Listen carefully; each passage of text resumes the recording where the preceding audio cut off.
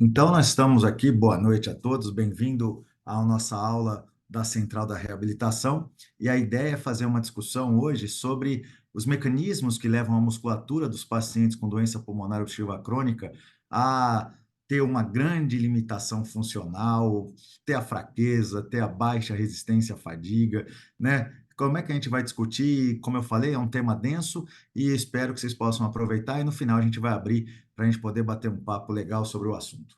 Agradecer demais a todos pela presença mais uma vez.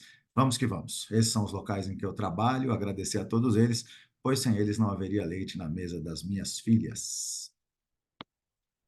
Começamos. Recentemente, eu até mandei no grupo do Telegram da Central esse artigo. É um artigo que eu tenho lido bastante. E sabe quando a gente sabe que um artigo é bom? Quando a gente vê quem escreveu. Então, dentre os nomes que estão aí, pessoal, tem muita gente aí que eu estava engatinhando na área e eles já estavam publicando sobre o assunto. Então, não vou falar um, porque seria ofensivo com vários outros que estão aqui. Mas é um artigo muito legal e que já está lá na plataforma da Central. Até menciono, reforço que o dia que você estiver se achando um pouco, dá uma lida nele que rapidinho você volta para a sua humildade, como eu volto para a minha, para falar o tanto que a gente tem que estudar. E eu selecionei algumas imagens, alguns trechos dele, para a gente discutir nos próximos minutos aqui. Então vamos que vamos. É só uma coisa importante. Quando o artigo é bem escrito por pessoas muito boas, e esse artigo fala de mecanismos de fisiopatologia, mesmo sendo um trabalho que vem aqui de 2014, isso está longe de querer dizer que ele é um trabalho desatual, tá? Então, saiba ponderar as coisas. Quando você pega um paper para ler, um artigo para ler, se você pensa, poxa, esse artigo parece que tem mais de 10 anos, ou já tem 10 anos, do ponto de vista de fisiopatologia, ele continua sendo muito elegante, aí você tem que imaginar, eu vou ser só o porta-voz aqui de muitas coisas que esses caras estão falando. Então é legal que eu vou meio que fazer a minha versão dos fatos, mas claro, sem deturpar o que é original, que é muito elegante. Então vamos lá. Primeira coisa que eu separei para falar aqui é isso aqui, olha, não se iluda. Quando você faz reabilitação pulmonar, o que você menos vai melhorar são os pulmões. Quando você faz reabilitação pulmonar, você vai trabalhar nessa frase aqui: a disfunção dos membros, a disfunção da musculatura. Você vê a definição que está aqui no texto? É a maior consequência sistêmica da DPOC. Que é muito legal. Então, a gente, dentro de um programa de reabilitação, vai trabalhar demais na maior consequência sistêmica que tem na DPOC. Então, você vai ser capaz, com a sua intervenção física, de melhorar o status funcional desse paciente. Nós vamos ver como e quando e quais adjuvantes a gente pode usar já já, mas já sabe que você começa bem, você tem potencial de funcionar na maior limitação sistêmica das pessoas que têm doença pulmonar obstrutiva crônica. Outra coisa importante, olha, existe evidência sólida, muito forte, de que esse exercício para os membros, para os músculos dos pacientes com DPOC, eles têm seu lugar, eles têm indicação. Quando eu penso em fraqueza muscular, né, eu tenho que entender que essa fraqueza muscular, então vamos juntos aqui, ó. Existe evidência científica forte, evidente, que suporta o papel importante da incapacidade muscular na intolerância ao exercício nos DPOCs. Então, olha que coisa importante. Se o músculo não está legal, está muito ligado à intolerância ao exercício. Isso parece meio óbvio, né? Mas muitas vezes a gente tem pacientes que têm um DPOC, estádio 3, né? Aquela coisa com VF1 super baixo, e mesmo assim, você vai ver ele está fazendo uma simples caminhada quando consegue e não recebe uma orientação formal de exercício. Então, pensem comigo. Se eu tenho uma disfunção muscular, que é uma consequência importante, sistêmica da DPOC, se essa disfunção muscular está muito ligada à intolerância ao exercício, então eu tenho um potencial enorme de atuação. Mais que isso, quando eu começo a pensar nessa disfunção muscular, ela é associada com algumas coisas que têm um impacto muito grande. Vejam, por exemplo, ela aumenta a mortalidade. Então, lembrem-se disso. Quanto mais fraco estiver o seu paciente, quanto menos resistente estiver seu paciente, quanto mais caquético o seu paciente, maior é a sua mortalidade. E eu vou deixar essa palavra ressaltada, porque depois, no final, a gente vai discutir o tanto que o exercício consegue mudar essa mortalidade na DPOC, se bem aplicado ou não. Bom, ela piora a qualidade de vida, é óbvio. Se você não tem força, resistência, se você tem uma atrofia importante, é natural que você vá ter uma qualidade de vida muito mais limitada. E outra coisa importante é que quanto mais fraco, mais custa para o sistema de saúde, seja privado ou público. Numa época em que a gente está vivendo uma crise no sistema privado de saúde, o dia que os hospitais, os serviços, os planos de saúde enxergarem que a prevenção é melhor do que esperar descompensar para tratar, esse jogo pode jogar, pode mudar. A gente sabe hoje que os convênios estão numa situação muito difícil, não conseguem se sustentar, e um dos principais motivos são os altos custos, a alta sinistralidade. Se a gente trabalhar com prevenção, e já existem no mundo hospitais de prevenção, a gente vai evitar complicações que vão custar muito mais caro que prevenir. E aí você conseguiria diminuir os gastos de saúde e, a partir dali, dar um desafogo para os convênios e para a gente poder continuar recebendo assistência frente à mensalidade que a gente paga. Então, essa aula tem a sua importância do ponto de vista financeiro também. Se a disfunção muscular aumenta custos e eu conseguir minimizar essa disfunção, eu espero que eu vá minimizar custos, e isso é muito importante em 2024, quando essa aula está sendo gravada. Bom, essa fraqueza muscular tem algumas particularidades que a gente vai abordar. Dentre elas, ela não é homogênea. Eu achei isso aqui muito legal, né? Do jeito que eles descrevem. Então, não é que todo músculo é fraco igual, né? Então, quando a gente começa a olhar para o DPOC, pessoal, para a DPOC, para os pacientes com DPOC, ela é diferente, ela varia de músculo para músculo. E olha em negrito o que eu coloquei aqui. A despeito dessa fraqueza muscular poder ser encontrada nas extremidades de membros superiores, é interessante notar que essa força desses músculos dos membros superiores normalmente é maior do que aquela dos membros inferiores. Então, aqui já tem uma informação importante. Olha, quando você vai fazer a sua avaliação cinético-funcional, os pacientes com doença pulmonar obstrutiva crônica, você espera que você vai encontrar uma limitação mais importante na musculatura dos membros inferiores do que naquela dos membros superiores. E ainda tem outra particularidade. Olha, quando eu olho para a força do membro superior, a força distal, nós estamos falando de força de preensão de punho, ela é melhor do que da força proximal. Então a gente começa a discutir, por exemplo, uma ferramenta como o hand grip de preensão palmar para avaliar a força nessa população. Porque se ela estima a força do corpo todo, olha que coisa significativa essa frase que eu acabei de discutir com vocês. Se a força, quando eu penso nessa força distal, força de punho, força de mão, é maior do que a força proximal, será que ela realmente vai refletir isso? Será que se eu faço um teste de preensão palmar, sabendo dessa informação importante que os melhores do mundo nos deram, olha, a força dos membros inferiores é pior que a força dos membros superiores. Fica claro para mim que essa ferramenta talvez não seja mais adequada.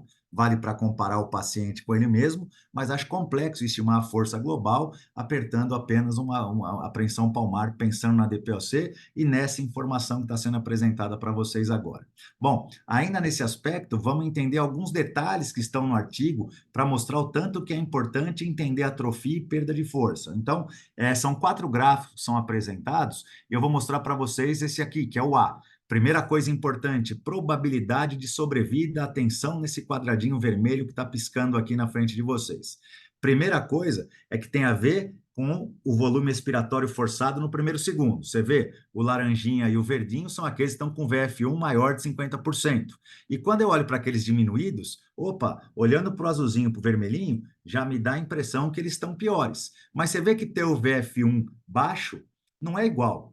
Olha que interessante, o azulzinho está aqui em cima, o vermelhinho está aqui embaixo, e quanto mais inclinado, mais você morre. Qual é o principal fator que eles estão considerando aqui?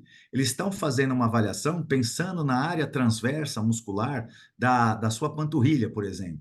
E quando eu olho para cá, olha que interessante, quanto menor for a área de secção transversa, maior é a sua problemática, maior é a sua mortalidade. Então, ter uma função pulmonar ruim, caracterizada nesse gráfico com VF1 baixo, menor de 50%, associada a uma diminuição do seu volume muscular, está muito ligado a maior mortalidade, ou seja, a menor sobrevida. Então, não é só a função pulmonar. A musculatura tem um papel muito relevante quando eu comparo esses dois aqui. Olha, se eu tenho mais músculos, eu vou viver mais do que se eu tenho menos músculos. E esse dado é reforçado, pessoal, quando eu olho para o gráfico B.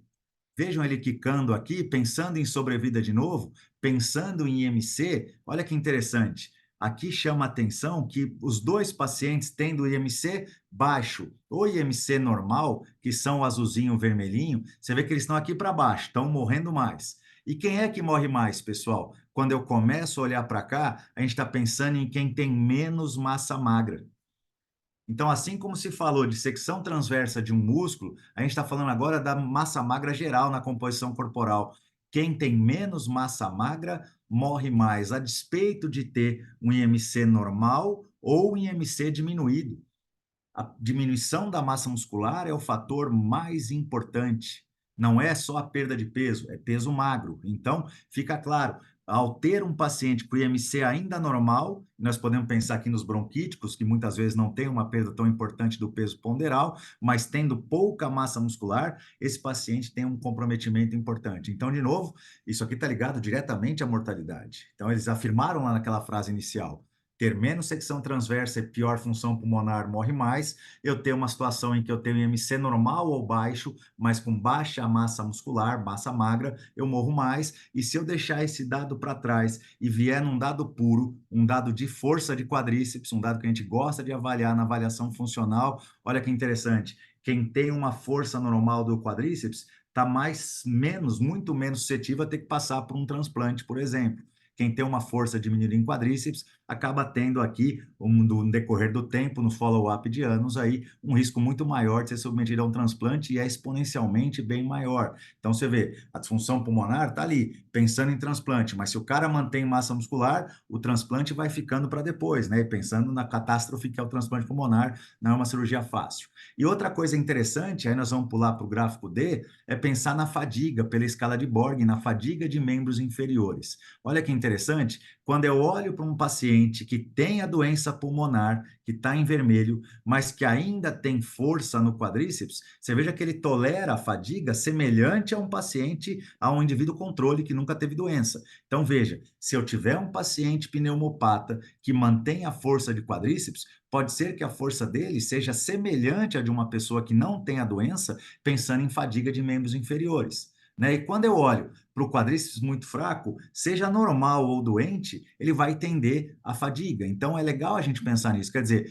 a doença, por mais que ela seja associada com uma limitação funcional, se eu tiver uma situação na qual o meu quadríceps esteja mais forte, assim como a gente descobriu que o quadríceps mais forte está ligado a menos demanda por transplante no passar do tempo, a gente descobre que se eu fortalecer o quadríceps, essa pessoa vai ganhar muita tolerância à fadiga, semelhante ao de uma pessoa normal. Por outro lado, se eu tiver uma pessoa que seja muito limitada fisicamente, com baixa força de quadríceps, ela tende a uma fadiga muito precoce. Então, aqui fica clara uma relação entre a menor força e a susceptibilidade à fadiga, né? Então, isso nos faz pensar: fadiga, diminuição da capacidade de manter a força, a resistência de força comprometida, né? Então, a gente começa a entender mais uma variável. Eu gosto de pensar aos poucos no artigo, porque quando a gente começa a ler, a gente vai se empolgando e quando vai ver, já leu e o olho passa batido por muita coisa que é muito importante. Então, fazer uma leitura crítica, como a gente está fazendo hoje, é uma forma diferente de ter a aula. Bom,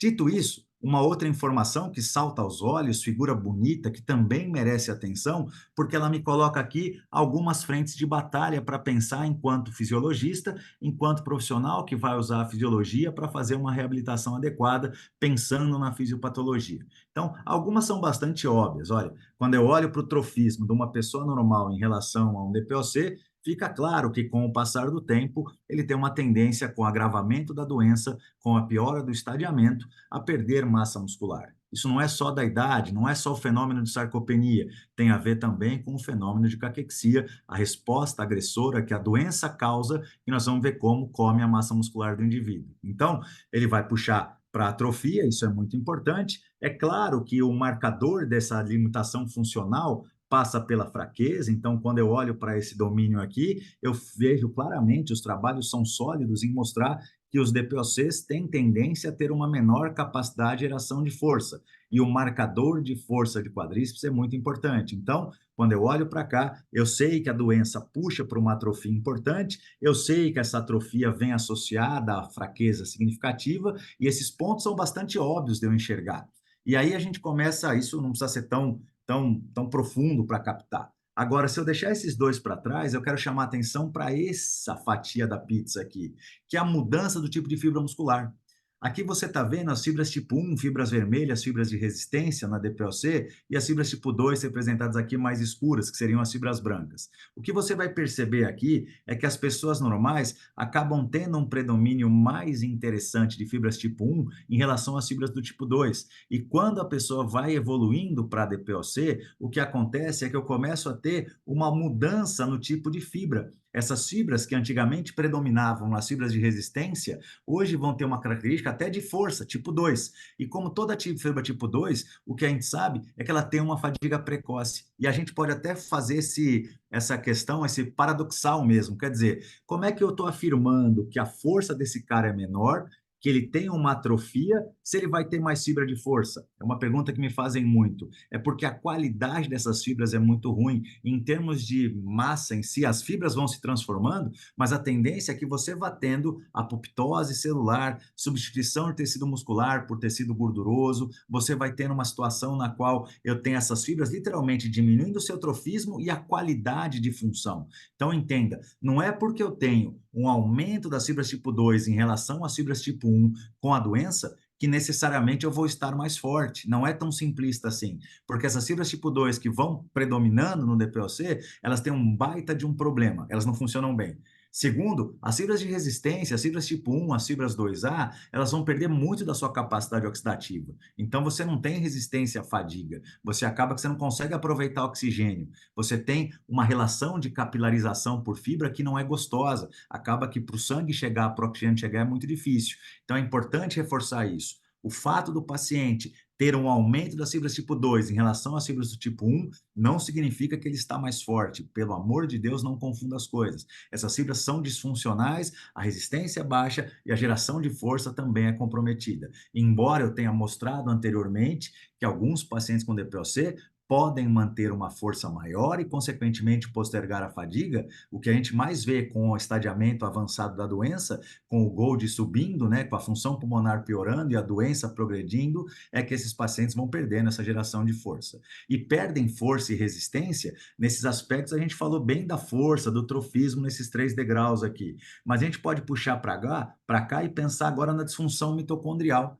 Então, vamos lembrar que o metabolismo oxidativo, a beta-oxidação, um pouquinho de glicólise aeróbia, depende muito da mitocôndria para funcionar bem. E como eu disse para vocês, as fibras tipo 1 desses pacientes e 2A vão ter mitocôndrias com uma capacidade de função muito mais baixa. Eles vão ter diminuição da quantidade e da qualidade dessas mitocôndrias, o que implica numa disfunção. Então, imagina, se eu não tenho boas mitocôndrias, por mais que chegue sangue, o músculo não consegue aproveitar. Por mais que chegue oxigênio, o músculo não consegue aproveitar. Isso é uma realidade. Isso aqui, essa disfunção mitocondrial, é extremamente ligada a radicais livres, superóxido, degradação muscular. E aí a mensagem muito forte aqui é: quando as mitocôndrias estão ruins, o músculo está sofrendo. Qualquer célula está sofrendo, mas o músculo em si vai ter uma dificuldade enorme de se manter funcionante. Então, olha o desafio da reabilitação pulmonar aí. Você tem que criar resistência no músculo que é muito ruim para ter resistência, porque essas mitocôndrias são péssimas.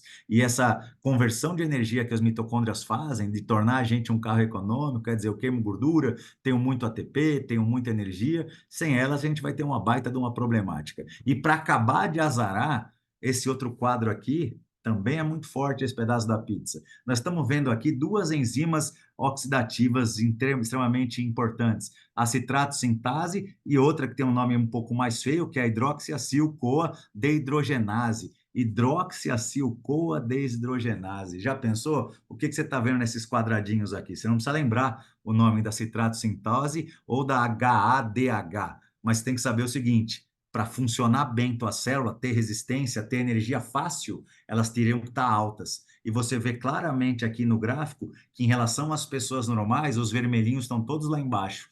Os DPOC têm muito menos enzimas oxidativas. Sem enzima oxidativa, você gasta mais energia no processo de gerar energia e acaba que você vai puxar fortemente para a limitação funcional. Então, quando eu faço meio que um resumo da obra bem resumido, nós temos 5 frentes de batalha: função mitocondrial e capacidade oxidativa limitada, disfunção muscular severa que vem associada à perda de geração de força, perda de trofismo e mudança de tipo de fibra para pior. fibras que sobraram de força, mas que não funcionam bem, e as fibras de resistência que estão deixando de existir. Então, isso tudo coloca o DPOC numa situação de geração de força comprometida e resistência à fadiga muito baixa. O desafio está aí para a gente tentar reabilitar. Bom, apresentando os dados do paper, outro papo importante que a gente vai ter, esse aqui assusta. E o que mais assusta não é ele, é a legenda dele. Já pensou? Quando eu paro para ler essa legenda e vamos lá mergulhar nela para pensar? Claro que não hoje, mas é para a gente pensar o seguinte: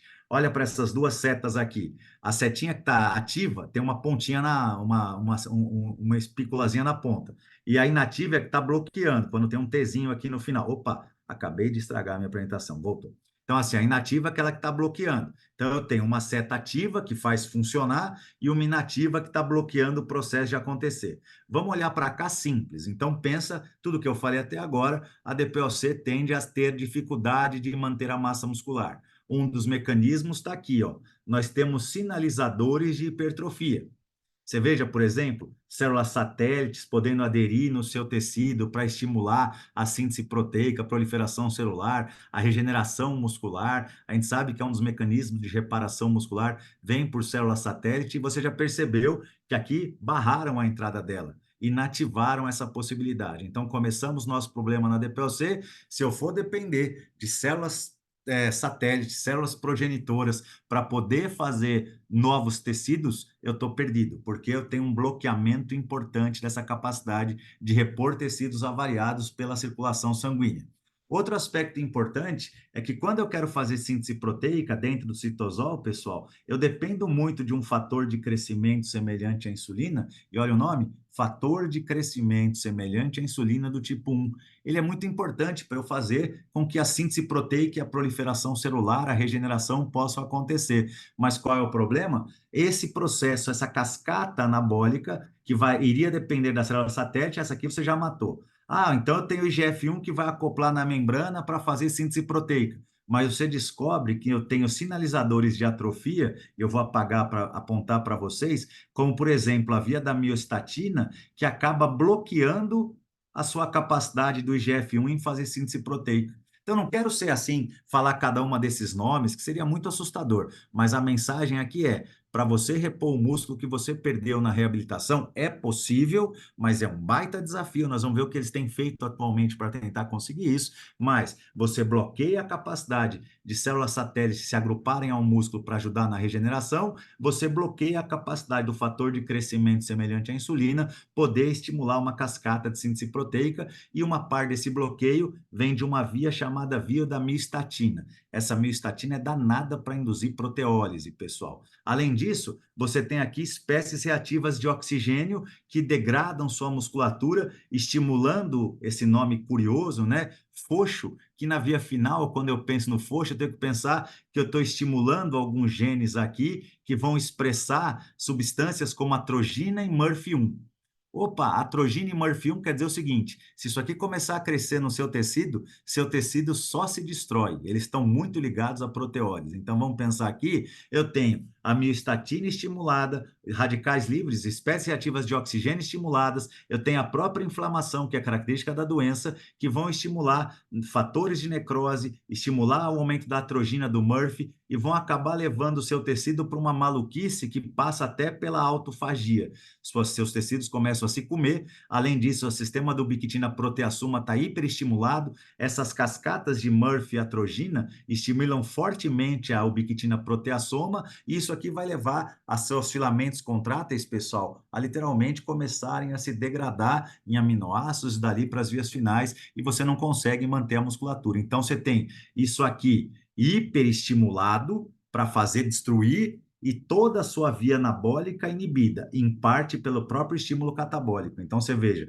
essa miostatina, por exemplo, você vê como ela é maléfica. Dela nasce o bloqueio para que você possa fazer a síntese pelo IGF-1, dela nasce o bloqueio para que você possa ter a célula satélite agrupando no tecido. Então, do ponto de vista fisiopatológico, passe alguns dias lendo essa legenda, interpretando isso, porque cada uma dessas siglas tem um porquezinho. Por mais que a gente fale, não vai ser hoje que eu vou discutir, talvez no futuro eu vá querer fazer essa discussão, e é bacana pensar que o conhecimento nunca é demais. Basicamente, três coisas favorecendo o derreter, umas duas que poderiam fazer funcionar, o jogo já é 3-2 de saída, só que as três ruins bloqueiam as três boas, especialmente o camisa 9 aqui do time do mal, é a miostatina que bloqueia todo o resto, mas a inflamação também é danadinho, os radicais livres também são danadinhos. Então, fica a mensagem para gente, meu músculo só quer sumir mesmo, ele está numa fase depressiva. Bom, dito isso, olha aí a tabela 1. Ah, meu Deus do céu, a tabela 1 do artigo, deixa eu ver como é que eu estou de tempo, estou bem. A tabela 1 nos dá alguns fatores, pequenininho para quem estivesse numa sala presencial, mas online você aproxima o olhinho aí e enxerga. Vou dar um zoom aqui, ó. Desuso, quanto mais pior.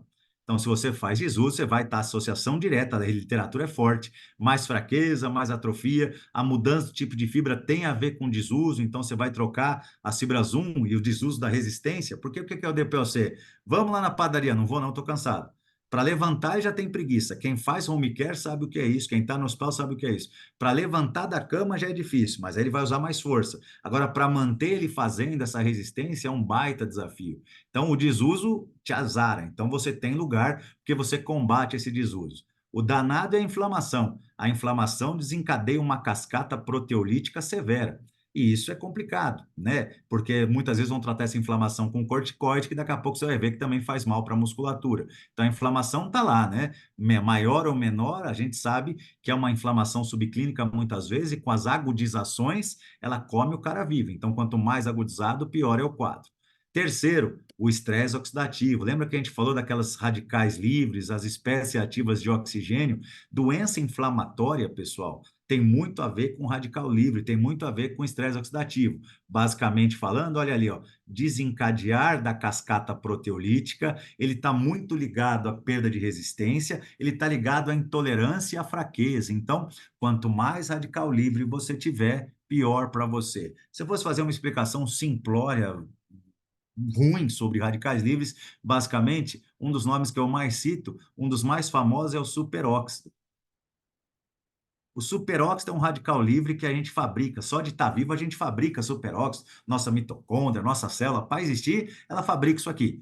Mas a mágica do nosso... Isso aqui nos envelhece, nos agride, nos estressa, poderia até nos matar. Mas qual que é a viagem? Uma pessoa normal, durante o seu dia a dia, mesmo um dia a dia estressante, ela vai fabricar superóxido. Ela fabrica, faz parte de estar vivo.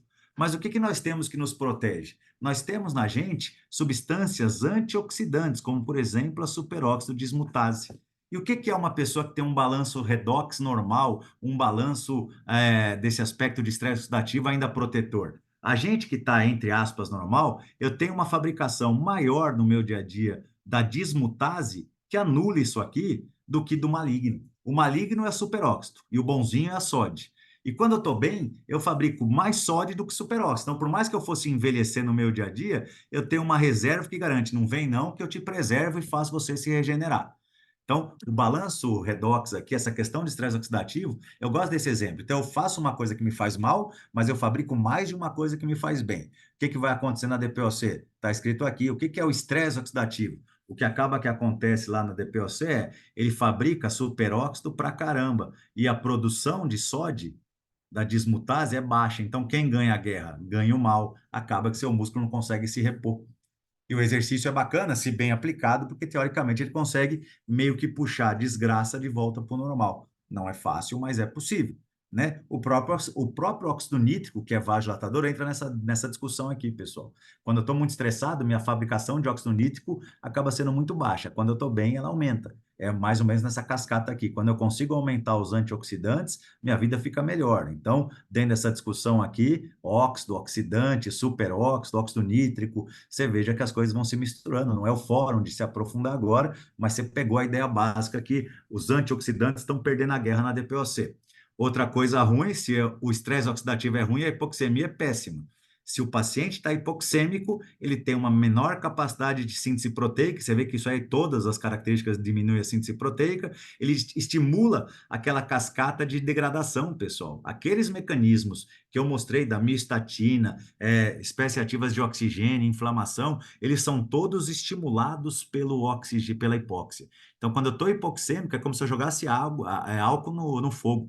Pega fogo, degrada a musculatura com mais facilidade, e o duro é ver gente fazendo reabilitação em paciente hipoxêmico, com saturação baixa, esperando que o músculo vá crescer. É a mesma coisa você plantar uma semente de feijão e não regar e nem adubar, não vai crescer. Mesmo feijão sendo bom para crescer, se você não botar água, ele morre lá no algodão que você fez no seu experimento, lá no pré. Bom, hipoxemia, a hipercapnia, quer dizer, você estava hipoxêmico, estava ruim. Aí você ficou hipercápico, continua ruim, porque você vai puxar para acidose, né? Acidose tecidual pela hipercapnia, acidose ventilatória, e quanto mais acidótico, olha essa frase: a acidose causa alterações importantes na capacidade contrátil. Olha que coisa, né? Quer dizer, quanto mais ácido estiver aquele músculo, especialmente se eu tiver com um gás carbônico puxando para subir, não precisa nem estar maior de 45, tá? O gás carbônico, no passar dos dias, vai aumentando, a acidose tecidual tende a aumentar, e a partir dali você começa a ter menor tolerância. A capacidade contrátil é limitada pela acidemia, pela hipercapnia. Então fica essa legal, essa orientação também. Mas não acabou, não. A parte ruim continua. Olha que importante, eu tenho os baixos níveis de hormônio anabólico e fatores de crescimento.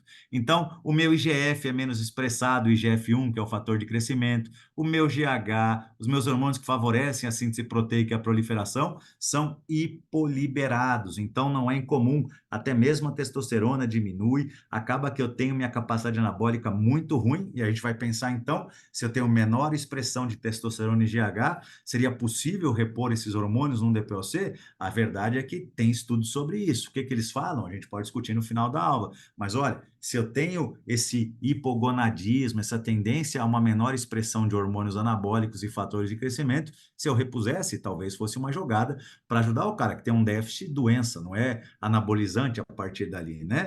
O que mais que acontece? A desgraça não acaba, não. Eu tenho um desequilíbrio no meu balanço energético. Eu tenho muito menos capacidade de síntese proteica, e esse desequilíbrio do balanço energético quer dizer o quê? Meu músculo está fazendo glicólise anaeróbia e não está fazendo beta-oxidação.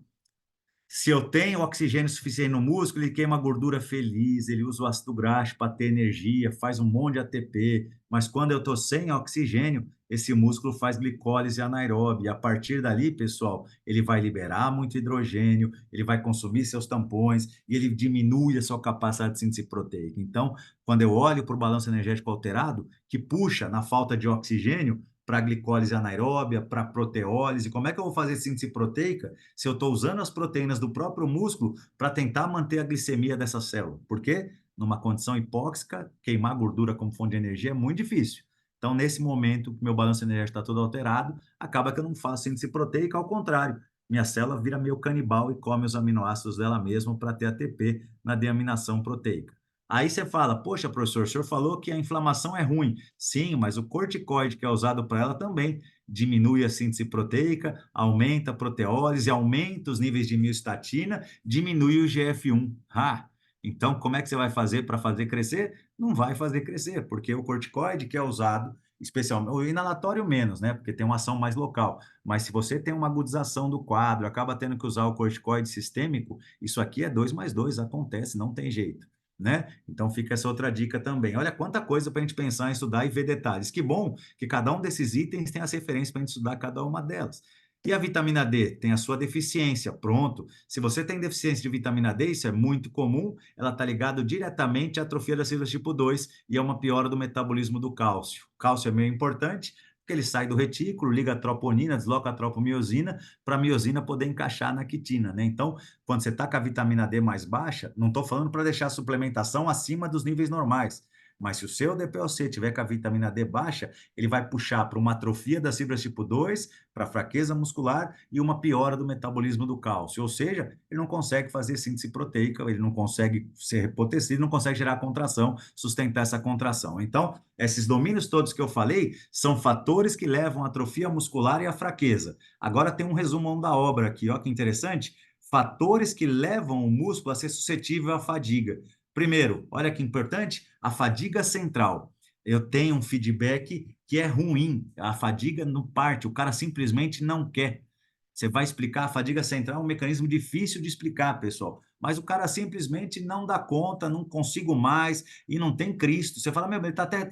Quando você faz uma contração no MRC, uma contração isolada do quadríceps, você descobre que ele tem força. Mas aí o componente central entrar no jogo, quando você vai agrupar mais músculo, e esse cara não dá conta. Então, existem os mecanismos de fadiga periférica, todos listados aqui agora, mas a fadiga central é danadinha, porque é um componente que a gente tem dificuldade de explicar. Até mesmo o estado emocional interfere nisso. Além disso, vem depois, lá depois de fadiga central, o segundo item, olha, redução do oxigênio, da entrega. Então pensa, o débito cardíaco é ruim, porque às vezes eu tenho corpo pulmonar e disfunção ventricular, hipertensão pulmonar, como a gente discutiu recentemente, tenho anemia nos pacientes mais graves, né? Tem uma diminuição da oxigenação tecidual mesmo, da oxigenação do sangue pela disfunção ventilatória, então eu tenho hemoglobina baixa, às vezes eu tenho saturação baixa e a concentração arterial de oxigênio nos tecidos tende a ser muito baixa. Né? Eu tenho menos capilares por fibra, como eu disse para vocês, meus músculos têm uma capacidade mitocondrial muito ruim, né? Como eu já apresentei para vocês. Outra coisa que está desse lado aqui é que eu tenho um recrutamento do neurônio motor ruim. Então, a minha unidade motor é ruim para despolarizar, soltar acetilcolina na junção e fazer o músculo contrair. Esse músculo, para se carregar eletricamente, é mais difícil. Então, a disfunção pega neurônio motor também, pega as fibras eferentes que vão sair do corno anterior da medula para tentar fazer a musculatura funcionar. Puxei para cá, apresentei tudo isso, alguns eu já disse, outros a gente vai deixar para depois, mas você veja, então, o jogo não é favorável. Você começa, tipo assim, a seleção do seu bairro contra uma seleção que seria a seleção brasileira do passado. Não está fácil para ganhar. Tudo favorece o DPOC parar cada vez mais e perder a massa muscular. Por enquanto tá ruim. E piora quando ele está dispineico. Se esse cara ficar dispineico pra caramba, quando ele está agudizando, por exemplo, e aí vamos lembrar, quando a dispneia é importante, não é qualquer dispneia, tem que ser dispneia mesmo, aquela de 4 cruzes, 3 ou 4. Eu tenho realmente ativação dos metaborreceptores, que vão sinalizar o centro de controle cardiovascular e vão trazer uma eferência. A eferência vai fazer vasoconstrição pela mediação simpática. Essa vasoconstrição simpática é alfa agonista, você fecha seus vasinhos e diminui a quantidade de sangue, de oxigênio, de nutrientes e a remoção dos metabólitos. Então não tem Cristo. Eu já vi, esses dias eu perguntei para os meus residentes, a pergunta era o seguinte: paciente na enfermaria, relativamente descompensado, né, em tratamento de pneumonia, você deixaria ele na UTI? Você deixaria ele na enfermaria? A resposta, naquele caso, com rebaixamento de consciência, hipoperfusão, lactato subindo, né, seria levar ele para a UTI. Ele está um quadro de sepse que está evoluindo para estado de choque. E, ao mesmo tempo, a gente tem que pensar assim: eu não tenho que fazer exercício com esse cara nessa fase aguda da dispneia forte. Porque se está super dispneico, a perfusão tecidual vai ser muito ruim. E se eu colocar esse músculo para trabalhar numa situação de perfusão muito diminuída, até pelo metaborreflexo, é natural esperar que a tolerância aos esforços vai ser muito baixa. Então a gente tem que pensar assim: tem hora que a melhor coisa é ser expectante, pressão positiva, tentar diminuir um pouco essa dispneia, esperar estabilizar o quadro para botar volume. Não se pode, só porque se é fisioterapeuta e se pensa em exercício precoce, a qualquer custo sair aplicando exercício em todo mundo. Tem que ter limite. A gente tem que pensar o metaborreflexo é um dos limitadores para a tolerância ao exercício. E é claro, se isso aqui for cronicamente, essa vasoconstrição também vai ser. E você vai ter uma cascata proteolítica hipoperfundida. Não tem Cristo que faça o músculo aguentar muito tempo. Se não tiver sangue nele, meu caro, não tem jeito do músculo tolerar o exercício.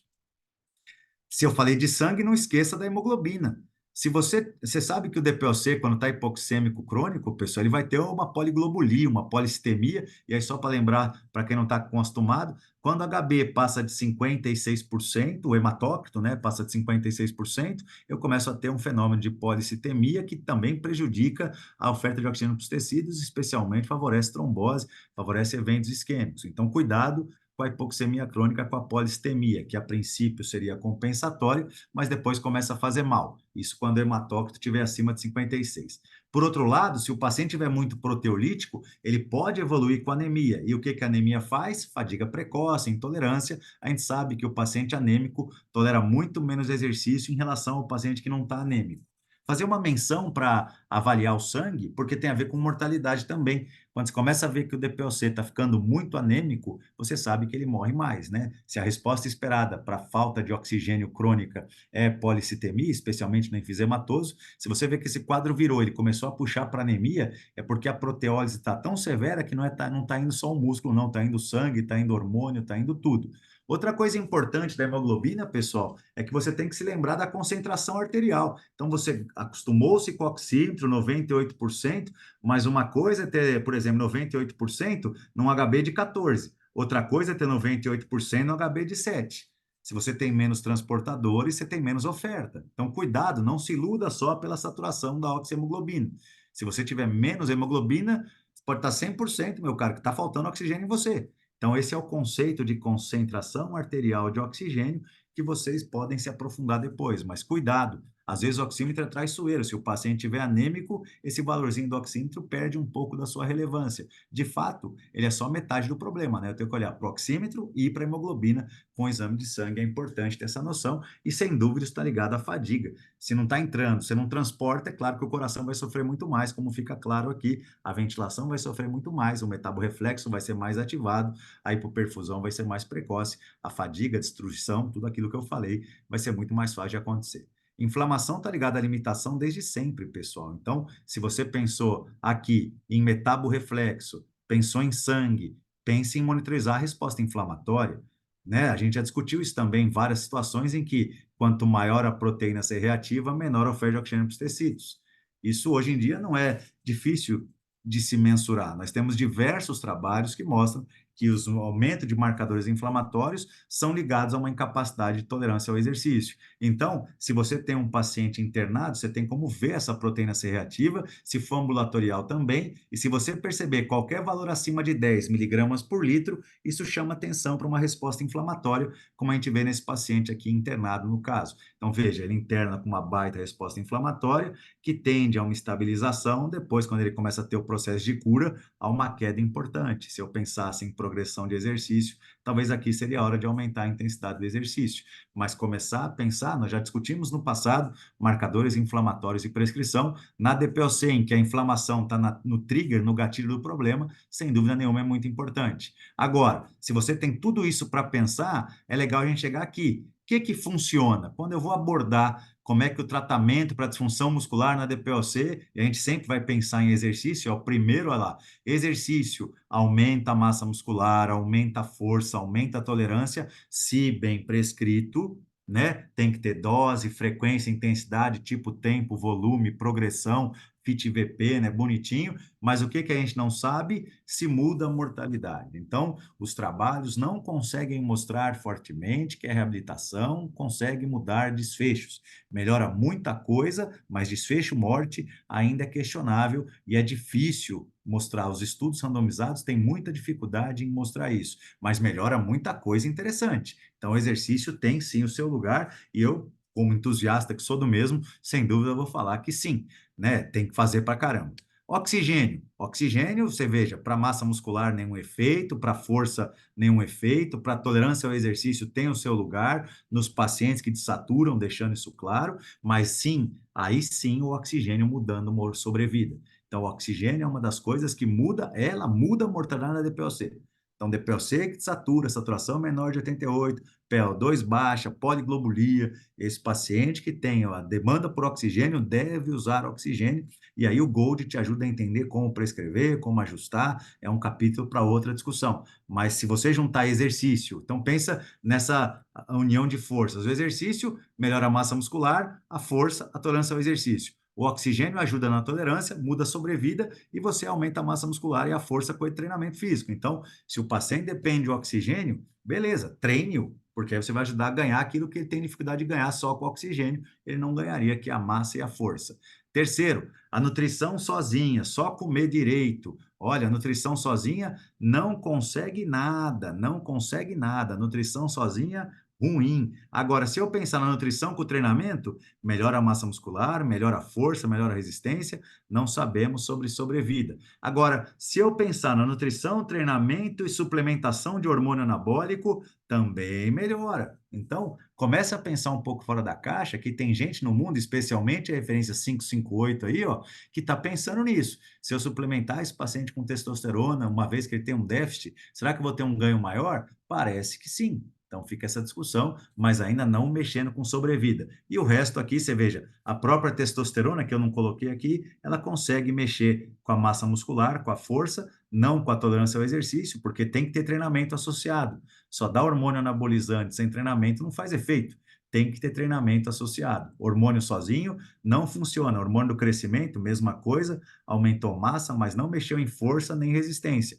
Não adianta dar hormônio para quem não treina direito, mas a suplementação de hormônios parece ser interessante. Vitamina D não mudou nada, só como curiosidade, creatina também não mudou nada, né? Vitamina D sozinha não faz mágica, tem que ter treinamento junto, perfeito? E mesmo o treinamento físico não mudou nada. Lembrar, o paciente tem que ter um déficit, não adianta hipersuplementar quem não tenha déficit. Então, essa é uma discussão importante para a gente manter no futuro. Então, fica essa reflexão sobre como lidar com a DPOC, mecanismos de perda, convidar a todos, pessoal, para conhecer aqui o nosso curso de extensão. Está lançado hoje, então em breve vai esse link aí no grupo de vocês. Agora é um curso ad eternum, né? A gente vai fazer 2 aulas mensais, né? Como o Chico gosta de falar, é menos do que uma pizza e pode sim ajudar você a entrar nos grupos da gente e discutir os casos com a gente. Essas reuniões presenciais, pessoal, vão ser 2 por mês. Então, todo o conteúdo que nós já tivemos, mais aulas mensais ao vivo, e as aulas vão ser nesse sentido: pegar um artigo junto com o time, discutir o artigo, trazer caso clínico, vão ser aulas pontuais de temas relevantes, mas muito mais atualizações das aulas que a gente já deu, e vamos complementar isso com muito caso clínico e com muita discussão dos artigos mais atuais. Então, dá para pegar o que já está consagrado nas aulas prévias que a gente já teve e ir atualizando com as nossas reuniões, 2 mensais, uma conduzida por mim, uma pelo Chico, mas a gente pretende estar os dois em todas as reuniões. Então, e ficam todas gravadas para sempre. Então, tá feito o convite aí para todos, pessoal. Sem dúvida nenhuma, eu acho que eu sou suspeito, mas eu achei isso aqui. Quando começou, eu achava que não ia dar certo, e de repente eu vejo que a gente ajuda pra caramba quando a gente pode discutir os casos em situações em que a gente precisa. Então, agradecer demais a presença de todos. Foi um Muito prazer bom, estar. mas O senhor tô chegou, aqui filho? há Eu muito tempo. estava por aí perdido, a gente estava preocupado. Tava Não vou por ficar aí. gravando ainda. Então, a gente fez uma intenção de oração para você. Estávamos todos Obrigado. preocupados. Floresvaldo? Obrigado pela preocupação de todos, mas estou bem. Beleza, velho. Maravilha a aula. Acho que a intenção é exatamente essa. Tem coisas que a gente não falou ainda, né? A gente pode falar no curso aulas de eletro, por exemplo, que a gente falou, análise de teste cardiopulmonar, discussão de casos clínicos, então, discussão de artigos relevantes, né, para a prática. Então, fica aí o convite a todos. O link para fazer a inscrição eu já coloquei aqui nos comentários. Eu vou colocar Opa, um cupom aqui que vai estar valendo a aula do Gil para a galera que for se inscrever aí entre hoje e amanhã. Vai ter esse cupom aí, os alunos que já fazem parte, né, que vão terminando, esperem lá no grupo do, no grupo lá do curso que a gente lança o cupom específico para a galera lá do curso, mas esse já tá valendo, então fica aí uma boa oportunidade. Esse desconto vale para todas as parcelas, né? Enfim, então um descontão aí eterno para quem fizer hoje, né? Enfim, então para quem fizer hoje e amanhã aí tá valendo aula do Gil. Ha, a aula do Gil. não pensei que ia ser um cupom de desconto. Tá Ah, vendo aí, meu irmão? Eu lhe eu promovi tô falando. Ah, cupom de desconto. A Bruna levantou a mão. Diga, Bruna. e abre aí pergunta, né, para galera. Pode abrir. Se abre a câmera, é melhor ainda, viu? Eu sou Pronto. enxerida. Peraí que eu tô abrindo a câmera e o microfone. Só um minuto. Já abriu. Oi, Olá. saudades! Ô, Bruninha, você que tá aí? Ih, não E reparem a aí? cara, o dia de trabalho foi puxado. Longe de mim, mas a gente vai continuar gravando, porque se for conduzir para esse lado Não, não assim, tem problema, eu vou falar não. Eu vou falar sobre o que a gente estava discutindo. Só para descontrair o momento. Estou saudosa dos meus amigos. Gente, mas estava pensando aqui, apesar da doença ser diferente, as alterações fisiopatológicas, né, e onde a gente pode atuar é muito parecido, vamos dizer assim. Eu tenho dois pacientes hoje em atendimento no consultório de fibrose pulmonar. Uma é uma fibrose pulmonar bem avançada, progredindo, uma paciente de 74 anos, se não me engano, 73, 74, que ficou sendo tratada há muito tempo erroneamente como um DPOC estabilizado. O pneumologista só passava corticoide para a paciente. A paciente ia lá de 2 em 2 meses, é corticoide, corticoide, corticoide, corticoide. Acabou que a paciente já estava palhada dentro de uma fibrose, é isso hoje, infelizmente, e teve assim, déficits absurdos. Acabou que ela mudou de pneumo, que assim, eu acho que esses déficits acontecem muito pela falta de informação. E hoje são pouquíssimos os médicos que têm isso tudo de informação. Às vezes a gente que é da área não tem tanta informação, e ela, no quadro leigo dela, né, vendo aquilo ali não está melhorando. Mudou de médico. E a filha dela, inclusive, é médica, é ginecologista, não é da área. E aí, assim, até nas minúsculas coisas, ela foi para um outro médico, que foi maravilhoso, falou: olha, a senhora não tem DPOC, a senhora tem fibrose pulmonar, sua doença é avançada, a senhora vai precisar ser dependente de oxigênio, sim. O que ainda aconteceu dentro da mudança de médico, dela dar uma descompensada, pegou uma pneumonia e ficou internada. E depois dessa internação, ela precisava da oxigenoterapia domiciliar prolongada e se negava a isso. Não, eu não preciso, para quê? Eu vou ter que ficar usando isso o dia inteiro? A ponto de eu precisar chegar, falar para ela antes do médico, vai, porque senão a senhora vai morrer. Aumenta a mortalidade se ele não usar oxigênio. Né? Ela pode parar, ela não tem pulmão, ela só tem lesão, ela vai parar. E aí ela falava assim, ela falou assim, engraçado, olha as minhas unhas como ficam, super baqueteado, né? Aí eu falei assim, ela chama Estela, essa paciente. Dona Estela, há quanto tempo a senhora tem as unhas assim? "Ah, desde os 20 anos foi ficando assim." Então, assim, foi uma super comida de mosca, mas por falta de informação, naturalmente. E hoje eu já peguei essa paciente para reabilitar, assim, tirando leite de pedra. Tudo que o Gil falou aí, a gente pode fazer isso, mas é muito difícil isso. A gente pode fazer aquilo, mas é muito difícil aquilo. É tirar leite de pedra de uma paciente dessa. E ela está em reabilitação há umas 10 semanas, mais ou menos. Não existe uma super melhora, existe uma não piora se fosse comparar, ela não está fazendo a reabilitação. Mas E, aumentou a tolerância muito ao esforço, essa paciente não desatura mais, essa paciente volta a recuperar a saturação mais rápido depois de um exercício. Não acontece. E ela perdeu, está fazendo avaliação, acompanhamento nutricional, martelo batido com a família. Falei assim: se ela não fizer acompanhamento nutricional, eu não vou reabilitar ela. Aí a mãe dela, a filha dela até falou assim: credo, eu falei: tem que ter acompanhamento nutricional. E agora ela está bem assistida. Mas assim, é meio passo para frente e 5 para trás com essa paciente. O outro paciente é mais ok, mas essa aí eu tô fi- ruindo um osso. fibrose, né, Bruninha, é uma doença que tem um manejo mais difícil do que DPOC, né? Porque é uma doença que a velocidade, às vezes, de progressão da fibrose É é muito absurdo. grande, né? E você não tem uma medicação que estabilize bem. A gente tem até uma aula no curso uma sobre aula só de fibrose. só Mas de, só de esses fibrose. mecanismos são todos São exacerbados, todos sabe? iguais, né? São É. todos, são todos Ela fez iguais. OFEV antifibrótico, não tolerou, fez alteração gastrointestinal importantíssima e parou. Esses pacientes têm uma dificuldade de absorver nutrientes também, isso que você falou é importante. O intestino deles é péssimo para absorver nutrientes, então ele come e não absorve, é um dos piores quadros, a gente pode discutir. Tem discussão disso no curso, mas sem dúvida é um ponto que você levantou aí que é muito relevante. A nutrição é super importante nesse perfil aí, viu? Porque E eles é perdem difícil. muito peso, Eles somem. some, eles vão definhando muito, muito forte. E aí o treino tem que também estar atento, né, a esse déficit calórico, porque às vezes você está ali, Sim. a pessoa já está em déficit, você está ali estimulando, estimulando, e isso gera às vezes um mecanismo de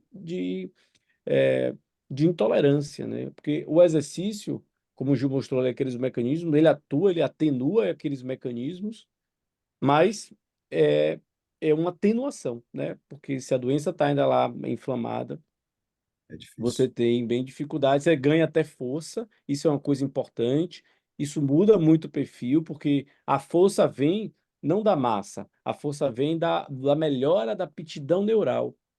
E lá a gente fala de como você melhorar essa aptidão neural, porque a massa muscular é mais difícil de você recuperar, né? A aptidão neural, ela é mais fácil de você ganhar, por isso que você precisa, às vezes, de uma intensidade mais baixa, menos repetições, né? Isso tudo é um manejo interessante com esse perfil. Mas muito Verdade. legal. Obrigado, Bruninha, pela Valeu, sua Bruninho. contribuição. Saudade de você. Imagina. No CIFI a gente Tamo vai se junto lá. ver. Vamos tomar uma lá. Isso Sucesso. aí, pessoal. Beleza, Sucesso. galera. Algumas dúvidas eu já respondi aqui. Então, esse cupom de 10%, ele tem as aulas, a previsão, né?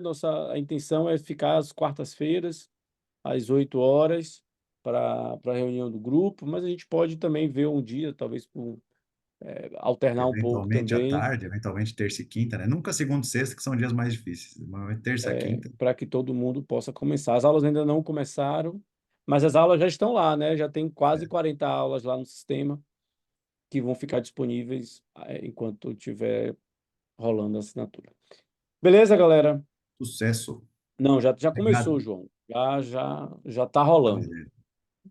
Deus é mais. Beleza, galera? Um abraço. Valeu, Gil. Excelente aula, viu? Acho que tem um tempo que você não estuda assim para dar uma aula. Fiquei impressionado com sua didática e aprofundamento do material.